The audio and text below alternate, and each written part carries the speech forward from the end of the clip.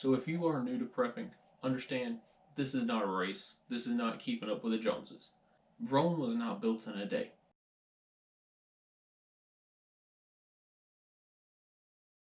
Hey guys, T2 out here. Welcome back to the Time Preparedness channel. Today's video is going to be the first in a three-part series of prepping basics. So in today's video, we're going to break down on how to begin being a prepper. I get the question all the time, where do I begin to prep? What items do I need to start being a prepper? And with it being National Preparedness Month, I thought what better time to assist other people in their prepping journey. As we have learned throughout the events of this whole year, prepping is kind of useful. Having supplies on hand prevents you from having to go out and attempt to find something that's probably not even there. So in today's video, I want to go through how I would begin my prepping journey if I had to restart it. So in this video, I'm going to go through a list of items that I would recommend you pick up. If you see something I'm missing, be sure to put it down in the comment section. I tell everyone who's beginning their prepping adventure or prepping journey to start with a multi-day power outage. Now, why a multi-day power outage? Number one, it's home-based. So you don't have to travel anywhere. You don't have to go live out in the woods. You don't have to learn any new skills. You're at your home where all of your stuff is. Number two, with it being a multi-day versus just a 12-hour power outage, the list of needs and wants starts to grow versus just, a 10-hour power outage. You don't really need that much. And number three, a power outage is a great way for us to test our gear. It's a great way for us to test our preps. For most of us, a power outage is not a life or death situation. However, it is a minor inconvenience, but there are still things that we can have or we can do that can make things better. Fire, water, food, shelter. Those are your big 4 items for survival. Number one, fire. Doesn't necessarily mean to build a fire in your living room. If it's wintertime, you want a way to stay warm, whether that's sleeping bags, whether that's a wood-burning stove, whether that's a propane wall unit, a way to stay warm.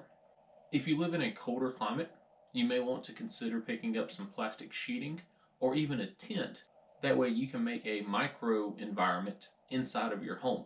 With plastic tarp or plastic sheeting, you can cut off rooms, and that way all your heat stays in one area versus being spread out throughout the house. In summertime, you don't need to build a fire, you don't need heat, you don't need to stay warm.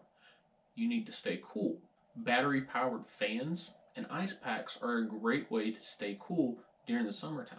Number two, shelter. In most power outage situations, your shelter is going to be your house. Now, you want to make sure that your home is able to stay standing. So having things like tarps to put over your roof in case something falls or you get a giant hole in your roof, giant trash bags to put all of your stuff in, that way in case if it does get a hole in the roof, your stuff's not getting wet and destroyed. And also having plywood if you do live in a disaster-prone area to put over your windows to keep them safe and secure. Number three is water. You don't have to go out and spend a ton of money on all these water systems. If you buy the 2-liter bottles, once you're done with them, fill them up. We buy a ton of these little baby waters because we have a lot of kids. And so once I'm done with them, I fill them up, I put them under the sink. If you know that a power outage is coming, you may want to fill your bathtub up, fill your sinks up, fill some bowls up if you live in an apartment, any way that you can have water for a couple of days. It is recommended that you have 1 gallon per person per day for drinking and maybe another gallon for cleaning. Again, you don't have to spend a ton of money. These were free. I filled them up with sink water. When I go to drink it, I'll probably pour it through a Brita or a Zero water pitcher. You can store up 5-6 gallons of water and be good. Versus me, I've got 6 people in my household. I'm going to need more water than what you might need. For a multi-day power outage, you are going to want some open and eat foods. Spaghettis, raviolis, Pop-Tarts, cereal. Your canned foods are going to last for a couple of years. Your Pop-Tarts and your cereal might last for a couple months. Store what you eat and eat what you store. If you don't eat SpaghettiOs, don't buy SpaghettiOs. Now, if you want to make an upgrade to this item, a fuel canister stove is where I would go. This is the E-Tech City stove. It's like $10-15 on Amazon, and it fits right on top of these little fuel burners. Now, with a basic fuel canister stove, I'm no longer stuck on having open and eat meals. Now I can upgrade what I store. It no longer has to be the same spaghetti and raviolis. Now I can upgrade to the pastas, the rice mixes, anything that might require a little bit of boiling or a little bit of water. Grits, oatmeal, rice, pasta, even ramen noodles with a basic $15 stove. This is one of the first upgrades that I would make past the basic items, and that's because it opens you up to so many options. So the next item I would pick up is a headlamp. Obviously, during a power outage, there is no power, there is no lights. So being able to see around your house, not trip, not fall, know what goes bump in the dark is useful. Have batteries for that headlamp. Have enough batteries for a multi-day outage. You're figuring a flashlight like this might burn through 3 batteries per day.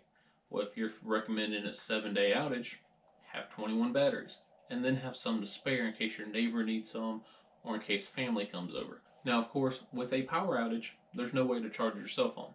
And a cell phone is a useful tool. You can get news alerts, you can communicate with family, you can read a book, you can check Facebook, you can do whatever you need to do during the power outage. Having a way to charge your cell phone is probably one of the next things I would recommend. This is a 20,000 milliamp hour battery bank from GoPack. So personally, I would recommend 20,000 for each device you're charging. If you have 2 people in your household, get 2 of these. And it doesn't have to be this brand. You can go down to Walmart and pick up a basic 20,000 for about 15 to 20 bucks. 20,000 is going to get you through a multi-day outage, and you're not going to have to use your phone sparingly. So those are the first items that I would recommend picking up. Now, of course, you can go above and beyond this 10 folds, 100 folds, it don't matter. For the water, you can have a 275-gallon tote sitting right outside your house. For the food, you could have an entire prepper storage closet. But what I would recommend is you cover your basics first. 5 days worth of food, have 5 days worth of water, have 5 days worth of power, have 5 days worth of light. Then, once you have all of those 5 days covered, go back and start supplementing extra. So I see it all the time. People want to be more prepared, and they start following all these YouTube channels, they start in these Facebook groups, and they start seeing where other people are at. Rome was not built in a day. It took us years to gather the supplies and gather the gear that we need to be where we're at.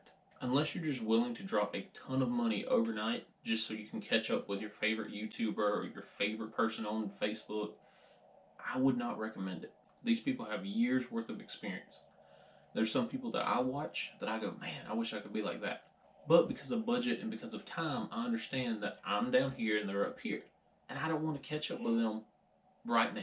So if you are new to prepping, understand this is not a race. This is not keeping up with the Joneses. Prep your own prep. If you've only got a $5 a week budget, prep on that.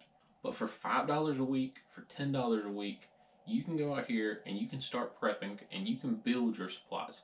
So guys, I hope you've enjoyed this video. Again, if you see any spots that I'm missing, throw them down in the comment section. If you are new to prepping, go check out some other videos. I have lights out kits, I have hurricane supplies kits, get home bags, bug out bags, and the topic of the next video is going to be how to build a basic get home bag and a basic bug out bag. So guys, I hope you've enjoyed this video. Again, leave anything down in the comment section below. Hope you have a good day. T2 out.